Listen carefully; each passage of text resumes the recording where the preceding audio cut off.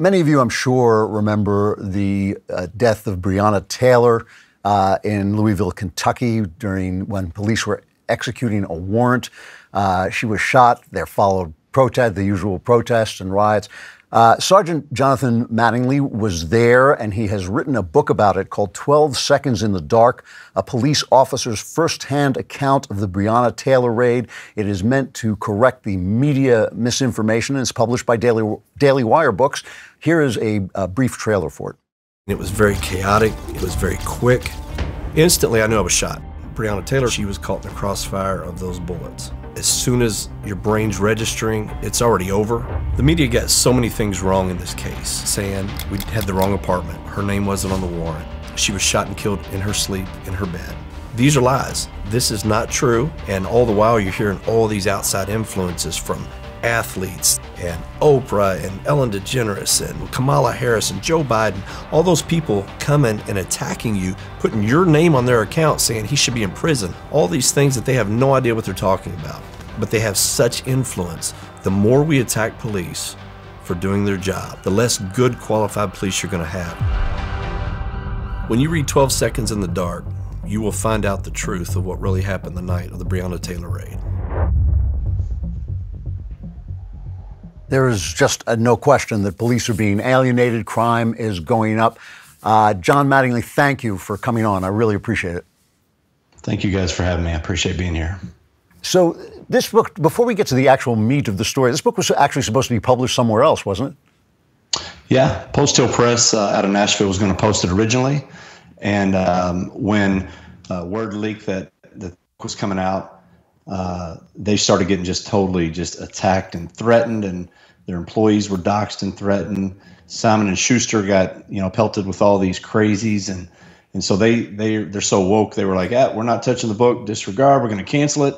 And that's when Daily Wire stepped in and said, hey, we're not scared, we'll take it. So we were like, heck yeah, let's do this thing, let's go. That's great. I'd like to hear that story.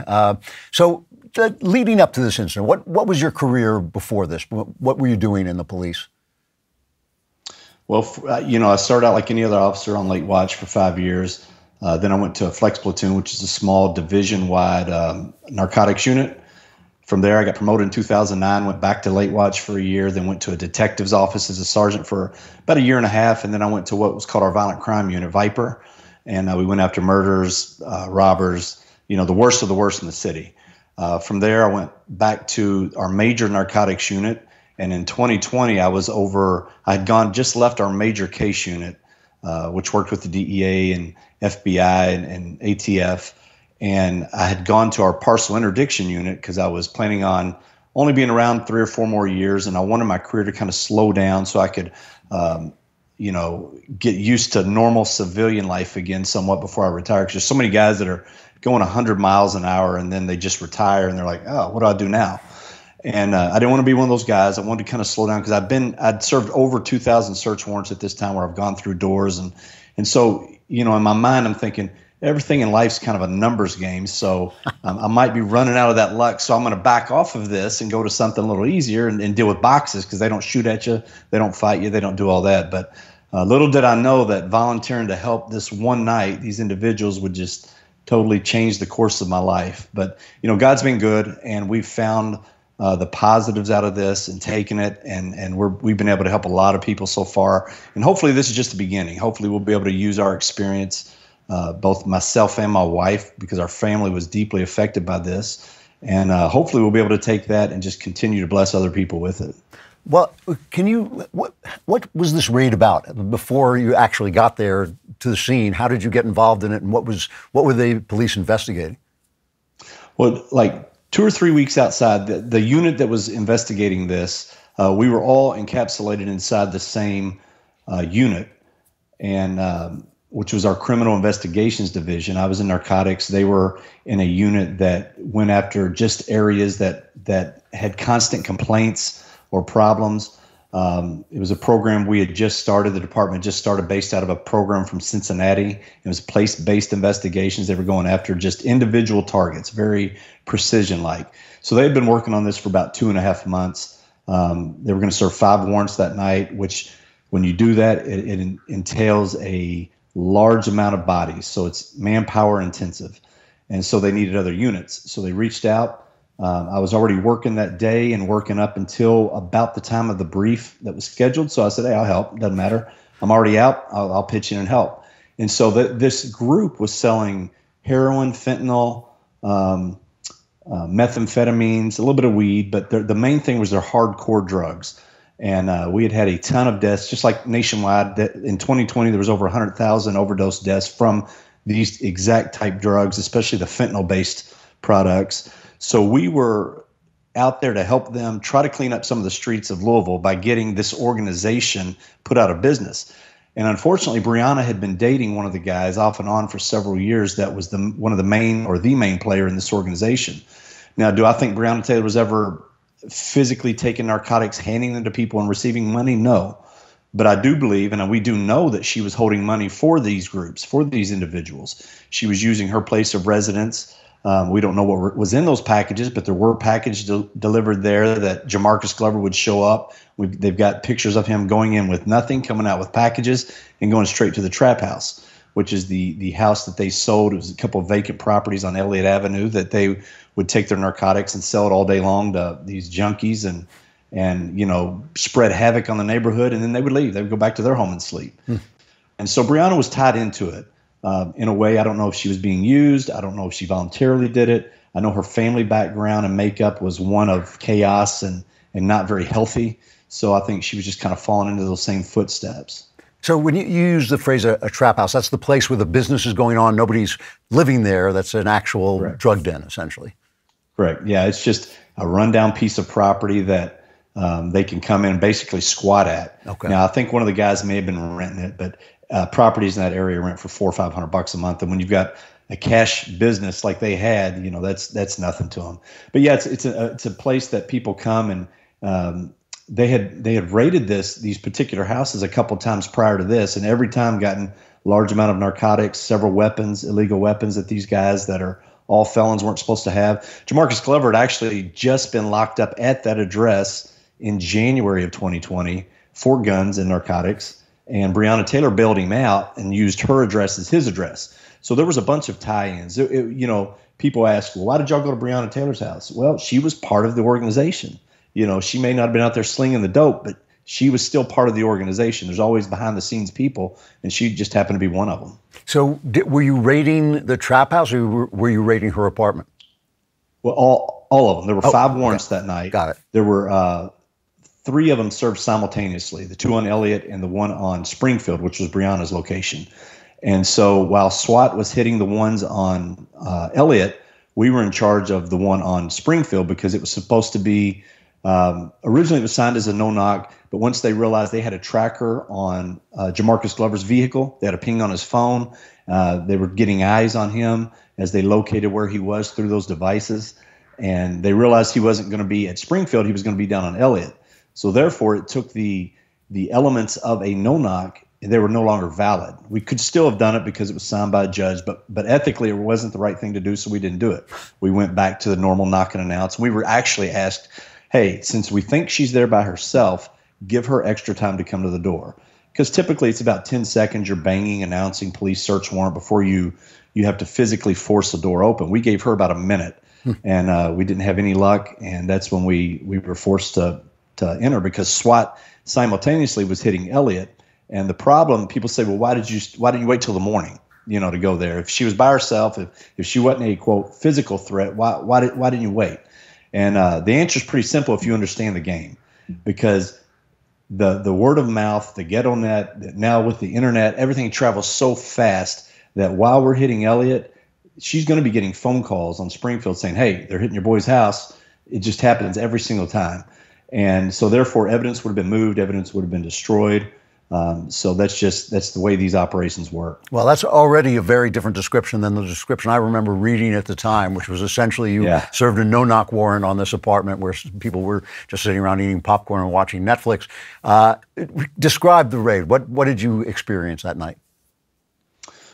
Well, when we went up to the door, the whole night, by the time we went to do the raid, it was Friday the 13th. It was raining. It was a full moon. I had ran across these young EMS drivers that were there in case anything went wrong, and my kids were older than them, and I'm looking at them going, and I actually told one of the guys on scene, I said, I hope these guys aren't the guys saving our lives if something goes bad. Well, there they were. Yeah. So we pull up to the door, we go up.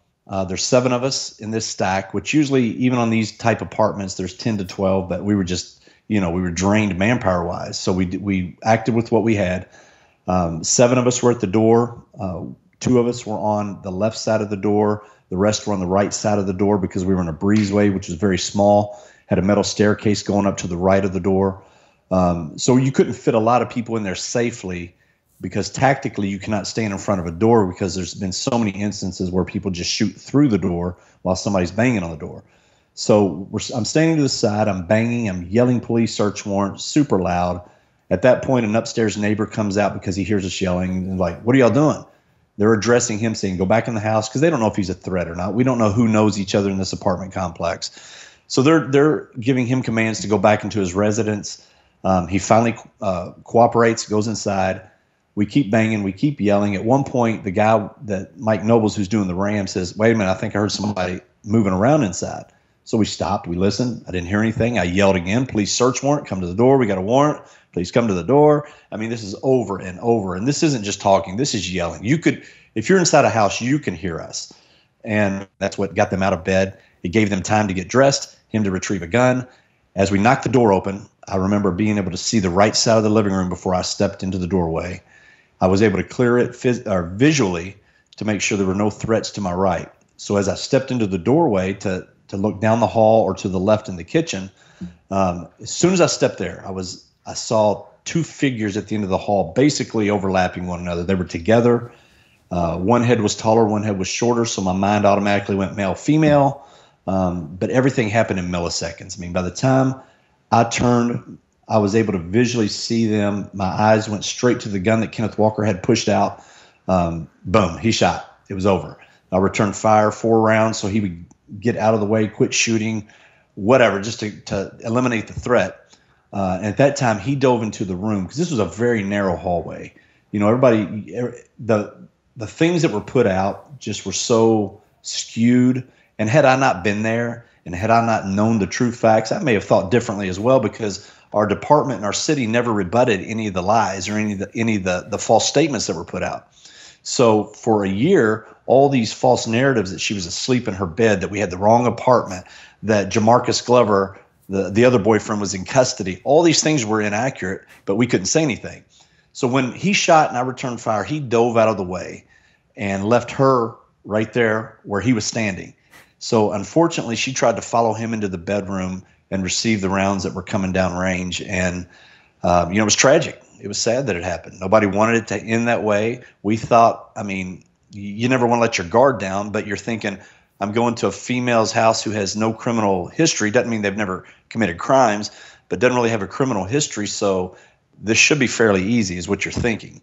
So when that all took place, your mind just goes quickly. And 12 Seconds in the Dark, the name of the book, was where we got this. From the time that door was pushed open to all the chaos that happened, all the bullets that flew, the time I had to get out of the crossfire and into the parking lot until it became eerily silent was about 12 seconds. So it was a dramatic scene. I have to say, I mean, this is one of the things, if you have, as I do, a kind of morbid sense of humor, it is funny when you hear guys like Joe Biden say, well, why can't the police just shoot to wound like the Lone Ranger used to do on the old 1950s television show? I mean, you're talking about this kind of chaos and darkness.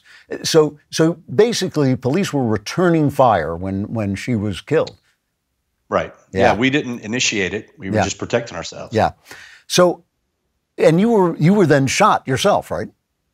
Yeah, and you had a perfect segue into it. You talk about just shoot him in the leg. Well, I was shot in the leg, and it ripped through my femoral artery, and I almost bled out on scene. Had they not, the first thing I did was grab my leg, and I was like, oh, this isn't a regular leg wound, because I've seen those. I've seen hundreds of those, and they bleed a little bit, but typically people can even hobble around on them, no big deal.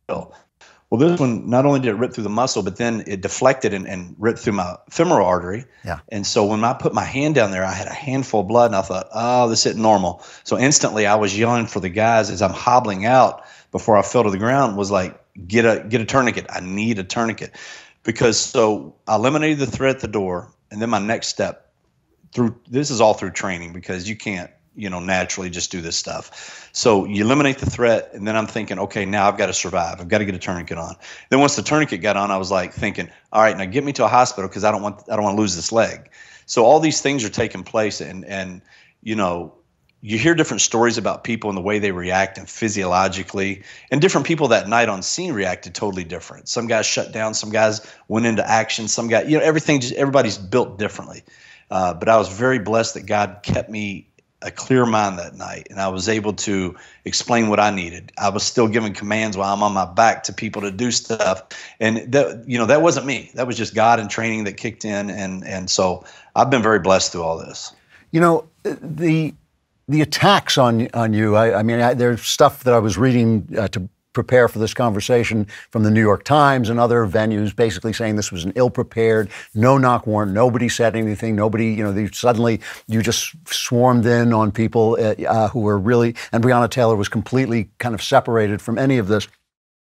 Now, you looked at this and you said, this is not George Floyd. This is not some of these other events that have happened. Right.